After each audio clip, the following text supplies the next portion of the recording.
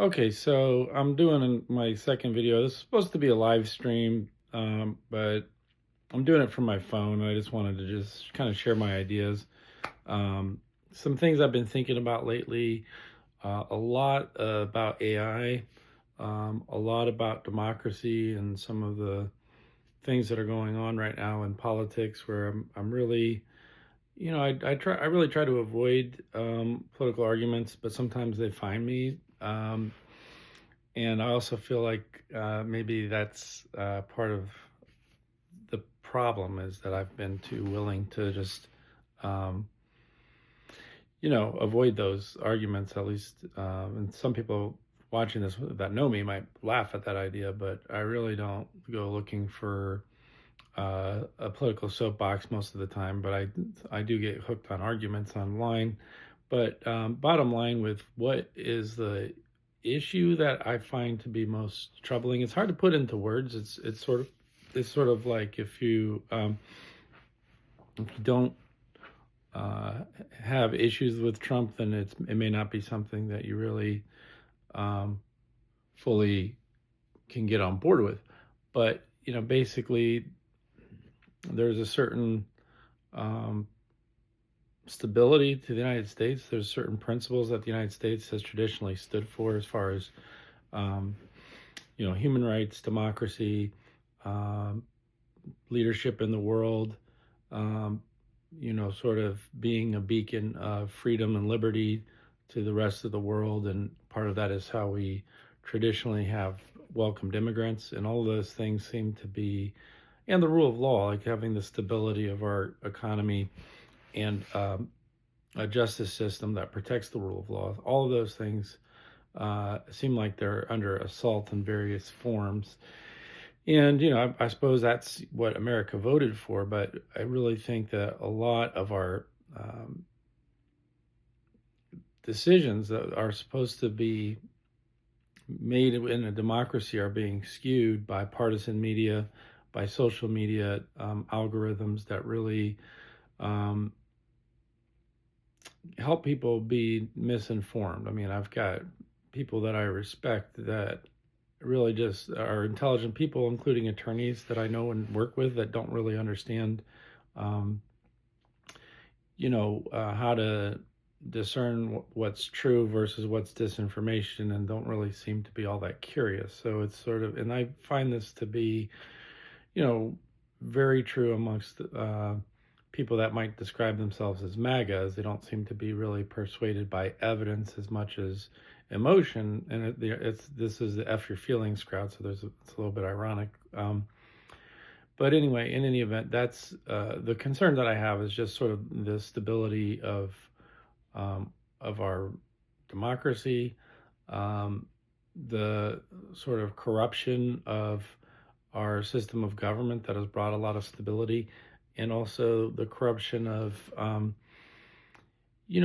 a system that, for all of its flaws, was at times capable of bringing about good outcomes. When I talk about good outcomes, like projecting into the future, I was hopeful that um, as a society, we would do things to combat climate change.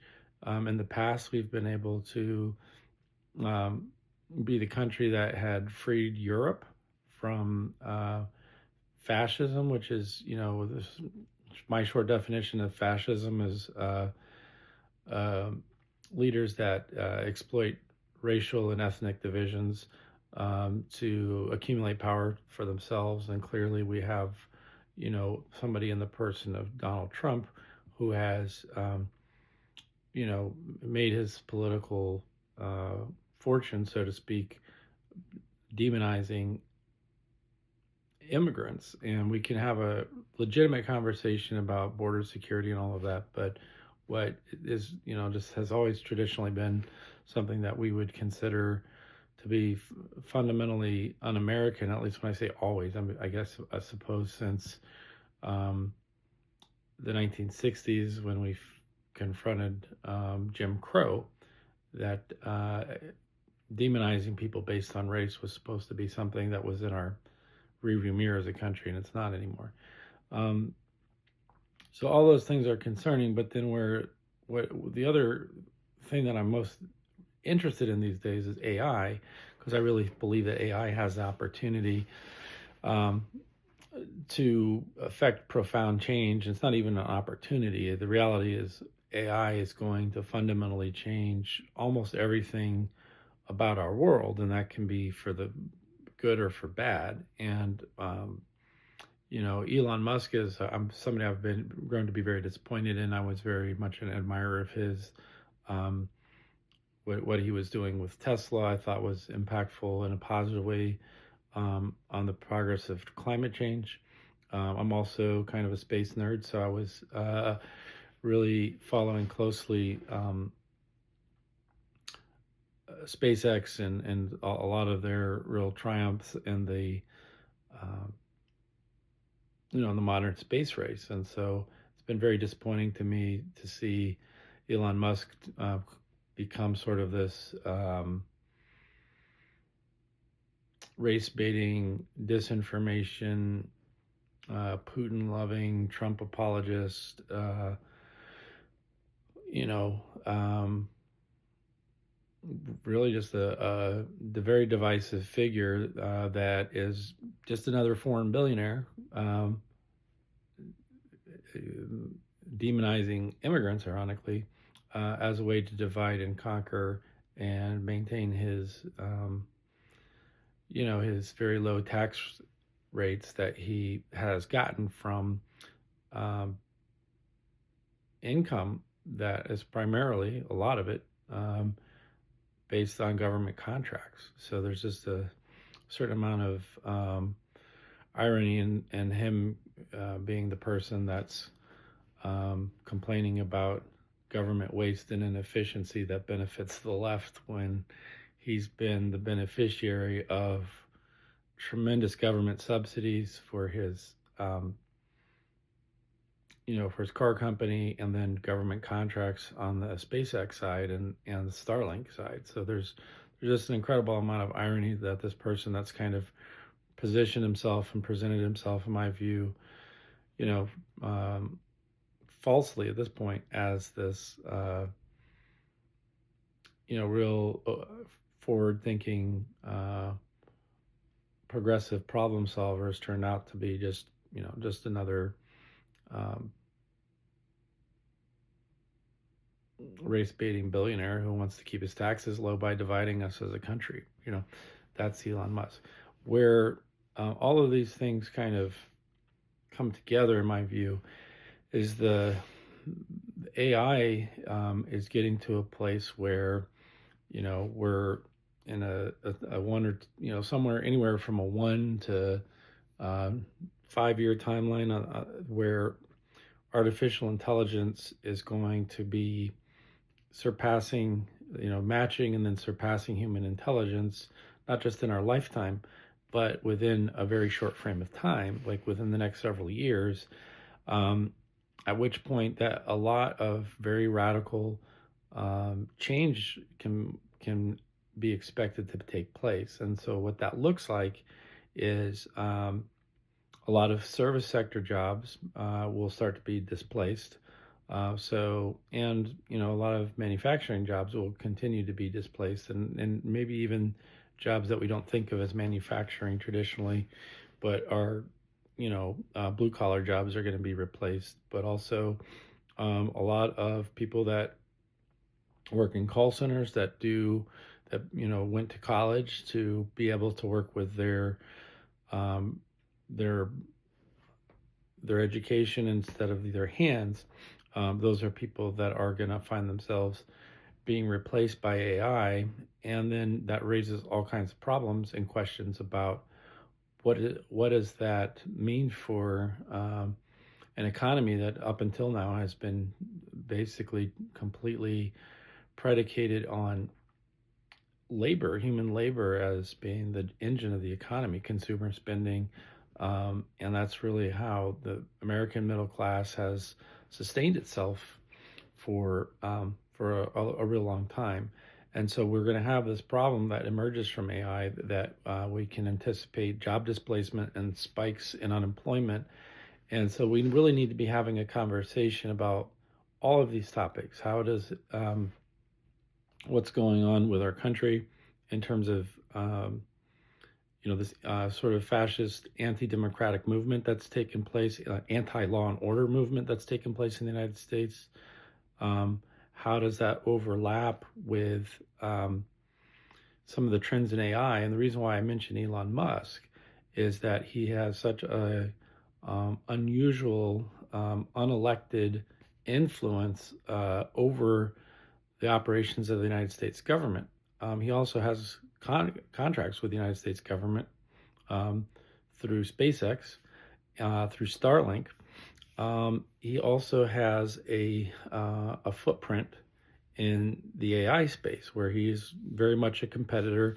His company xAI, and that includes Grok, is his company's AI agent.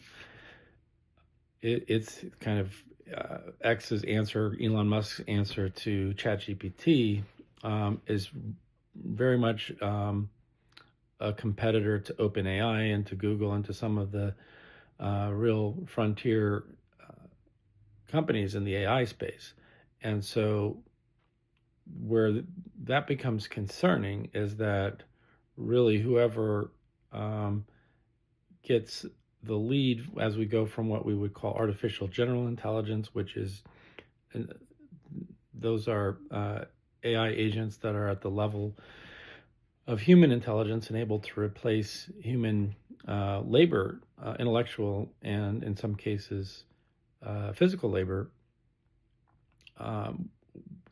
That's going to be shortly followed by another milestone called artificial superintelligence, and that's a question of how quickly do we get there. But the basic idea is that once we have AI systems, the ChatGPT type systems that match or surpass human intelligence, some of those systems will be able to become essentially software engineers who can improve upon their own code and then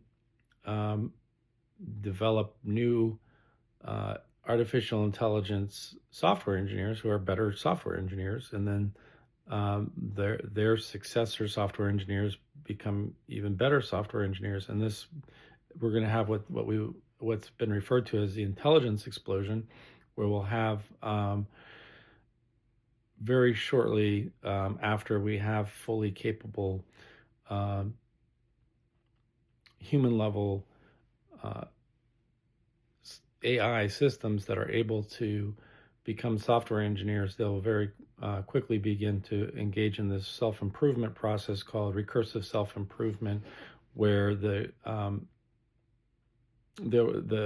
growth will be essentially uncontrollable and really not able to be matched by any competitor. So whoever gets there first to artificial superintelligence, just based on the mathematics of that circumstance, are not going to be able to be caught. And so the concerns that I have is that, who do we want to be leading that race? Do we want that to be Elon Musk? Do we want that to be China? Do we want that to be Russia, or some combination of any of those actors in the space? And where I do consider there to be hope in all of this is that I do think there's an opportunity for AI if it's developed in a way that is democratic, that a lot of the problems that I've tried to talk about and just kind of express my own viewpoint on, AI really, I believe, has the potential to help us solve those problems, because we can have AI that helps to counter disinformation. There's a whole right-wing media ecosystem, and we have Rupert Murdoch and again Elon Musk to thank for some of that. But there's a very powerful disinformation ecosystem that on the right that really isn't concerned at all with truth. It's concerned with persuading people and really speaking to people's lowest, most base emotions to get people fired up over race and ethnicity.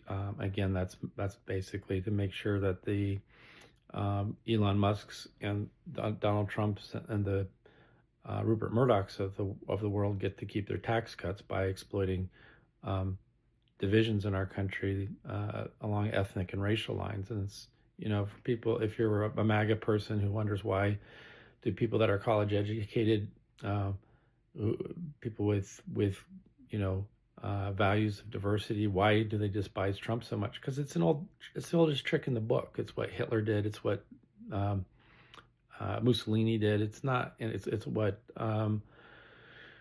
McCarthy did in the McCarthy hearings. It's just to divide people, exploit divisions as a way to make yourself powerful. But I do think there's an opportunity with AI, particularly sort of like a multifaceted open source, even though I think OpenAI is doing really great things, and I think Google's a little bit behind, Anthropic is a little bit behind, but these um, systems working together as agents in different ways has the opportunity for us to think about what can we do to strengthen democracy? How can we apply this this real powerful and increasingly powerful resource in the form of artificial intelligence to do things that can really improve our democratic processes and bolster our democratic processes? And I mean, one thing I'm just thinking of in particular that could be useful would be AI that specializes in meme generation. So we could have a whole LLM or AI agent that's trained on generating memes that can be very powerful and influential on social media. So I as much as I have concerns about the problems of AI, the problems with where our democracy is headed, I do have a lot of hope, and a lot of that stems from the democratic, open application of AI in ways that are geared towards solving really very difficult problems. And as a country, we're just facing incredibly difficult problems, but primarily disinformation, apathy, anger, a lot of job displacement. All of those things have contributed to this rise of a very, frankly, scary anti-democratic sentiment that has been very pervasive and successful in the MAGA movement, and has resulted in Trump doing things that are just at any other time in our history, or at least our modern history, certainly since the civil rights movement, would be considered just very, very dangerous and backward and harmful to our democracy. So those are kind of the thoughts that I want to put out there. If you like this video, I know I'm kind of rambling. I'm new at this, and I'm just trying to get into the habit of recording videos and posting videos. But if you like any of this content at all, please feel free to hit the like button, hit the subscribe button, and I look forward to making future videos and talking to you some more. Thanks so much.